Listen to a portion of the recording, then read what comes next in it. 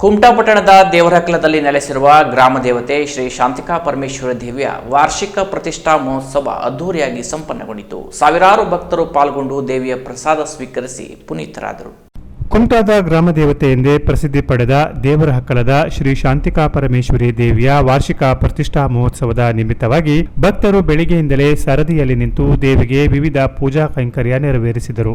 ಶ್ರೀದೇವಿಯನ್ನು ಪುಷ್ಪ ಹಾಗೂ ಚಿನ್ನಾಭರಣಗಳಿಂದ ಅಲಂಕೃತಗೊಂಡ ದೇವಿಗೆ ಮುತ್ತೈದೆಯರು ವಿವಿಧ ಪೂಜಾ ಸೇವೆಗೈದರು. ನವಚಂಡಿ ಹವನದ ಪೂರ್ಣಾಹುತಿ, ಮಹಾಪೂಜೆ ಮತ್ತು ಪ್ರಸಾದ ವಿತರಣೆ ನಡೆಯಿತು. ಮಧ್ಯಾಹ್ನ ನಡೆದ ಅನ್ನ ಸಂತರ್ಪಣೆಯಲ್ಲಿ ಸಾವಿರಾರು ಭಕ್ತರು ಪಾಲ್ಗೊಂಡು ಪ್ರಸಾದ ಭೋಜನ ಸ್ವೀಕರಿಸಿ ಧನ್ಯತೆ ಮೆರೆದರು.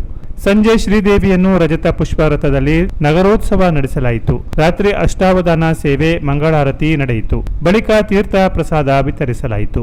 ಶ್ರೀದೇವಿಯಲ್ಲಿ ಏನೇ ಸಂಕಲ್ಪ ಮಾಡಿಕೊಂಡರೂ ಈಡೇರುವುದರಿಂದ ತಾಲೂಕು ಸೇರಿದಂತೆ ಜಿಲ್ಲೆ, ನೆರೆ ಜಿಲ್ಲೆ ಮತ್ತು ರಾಜ್ಯಗಳಿಂದಲೂ ಭಕ್ತರು ದೇವಸ್ಥಾನಕ್ಕೆ ಆಗಮಿಸಿ ತಮ್ಮ ಕೈಲಾದ ಸೇವೆಯನ್ನ ಸಲ್ಲಿಸುವ ಮೂಲಕ ಶ್ರೀದೇವಿಯ ಕೃಪೆಗೆ ಪಾತ್ರರಾಗುವ ಮೂಲಕ ವಾರ್ಷಿಕ ಪ್ರತಿಷ್ಠಾ ಮಹೋತ್ಸವ ಸಂಪನ್ನಗೊಂಡಿತು.